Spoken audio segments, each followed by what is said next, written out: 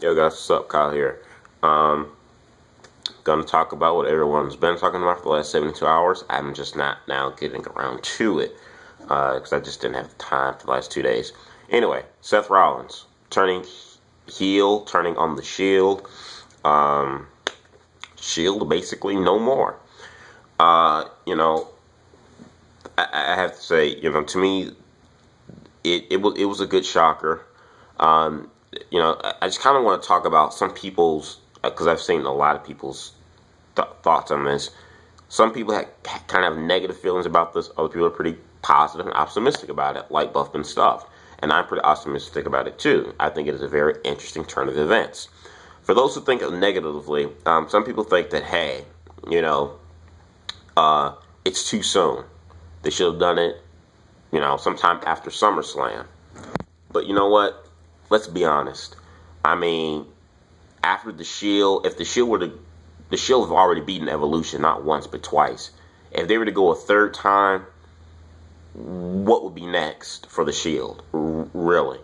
I mean, what? Go back and have a feud with the Wyatts?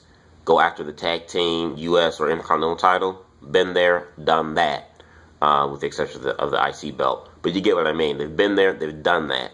So, actually, in terms of the timing, I think it was needed. You know, put the dog in the backyard, put a bullet through its head while it's still a rabbit. You know what I mean? You know, just, you know, take the legs off while the Shield are still hot and still interesting. You know, because they've beaten everybody on the entire roster, both heel and face. So it's like, Evolution was their breaking point, really. It's like, why not break them up now? Because otherwise, there's nothing else for them to do if they were to go and beat Evolution for a third time. Secondly, you know, it was needed. You know, the Shield has been dominant for well over a year and a half. It's time for them to branch out and do their own thing. Now, as far as Seth Rollins being the one to pull the trigger, it was surprising. It was very interesting. A lot of people, you know, thought and still think it should have been Dean Ambrose. Even though, yes, you may say maybe it should have been Dean Ambrose, and Ambrose is such good at being a heel. Some people act like this is just the end of the world for Dean. Like, oh my God, what have WWE done?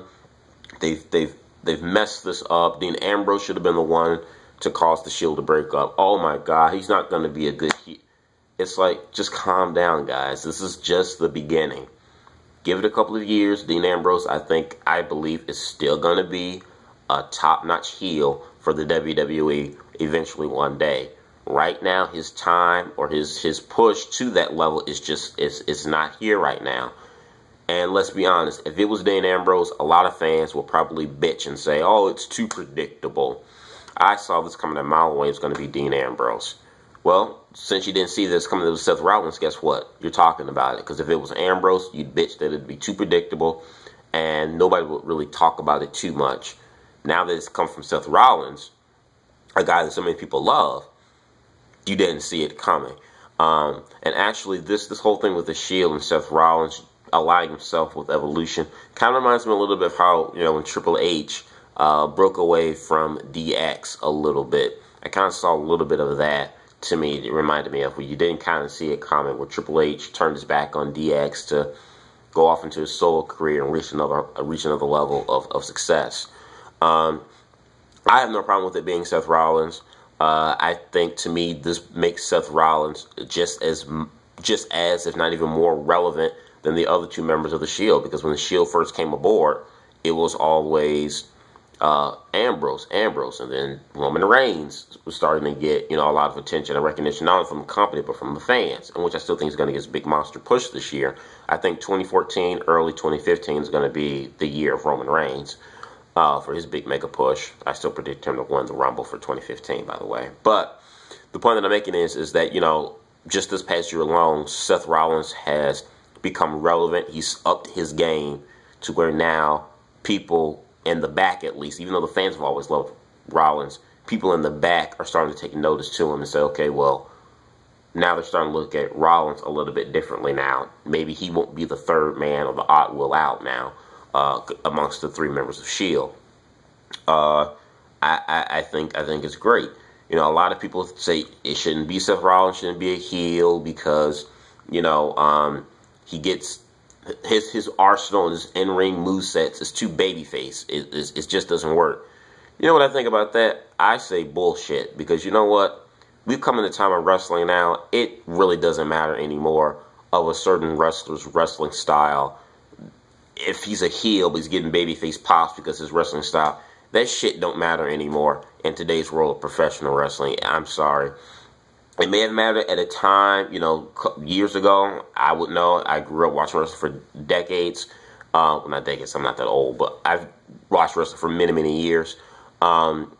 It may have mattered then, but now in this generation, I call bullshit on that theory, because it does not matter whatsoever. Dolph Ziggler was a freaking heel for years, doing what he does now, even though he's a babyface, but doing what he does now, and they didn't flip the switch with Dolph Ziggler until he had his concussion recently last year when he lost the title to Del Rio. So, you know, that doesn't matter anymore. Having a certain move set to be a heel or a babyface, changing your move set up to match that persona or whatever, that stuff doesn't matter anymore. So people need to get off that. That's bull crap. What else? You know, some people feel concerned for Seth Rollins, thinking that, hey, this is Triple H, and Triple H is kind of, you know, maybe taking this to get a, you know, overshadow Seth Rollins or whatever. You know, I have no problem with Seth Rollins aligning himself with Triple H. It does make things interesting from his aspect. It makes me think, what is Triple H seeing Seth Rollins? I have no concern with that, because I've said it since day one. All three members of the Shield are Triple H's boys. They're his homies. Just like Sheamus, just like Randy Orton, just like Batista, how all three of those guys are his running buddies.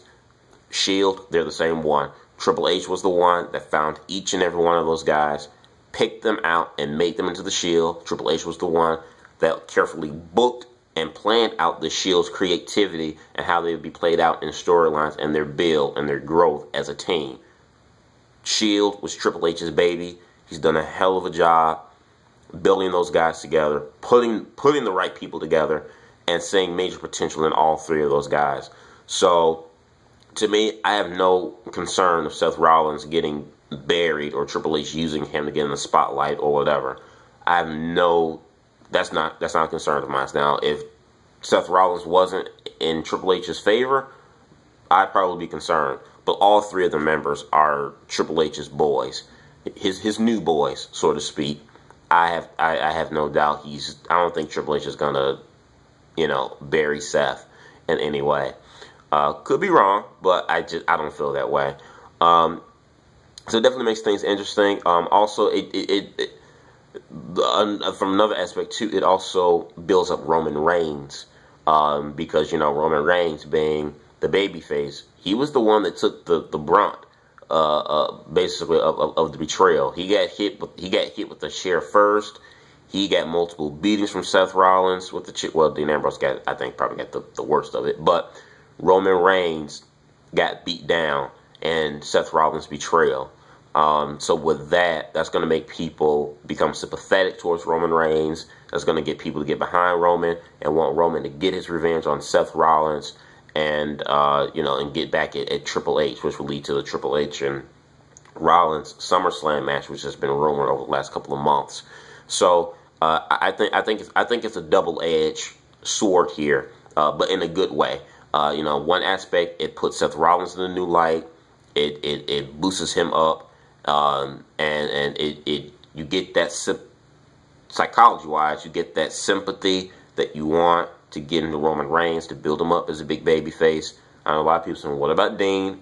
I think Dean's going to be okay. Dean's going to have his moment. He's going to have his time. He may get something out of this as well. I wouldn't see why not. He wouldn't get something out of this feud, or what's going on in this current storyline, this angle. So I have no problem with it whatsoever. You guys let me know what you think about Seth Rollins' betrayal, him turning on the Shield and joining Evolution. You guys let me know what you think in the comment box below. Leave your thoughts, comment, subscribe. Peace. And also makes me wonder, too, you know,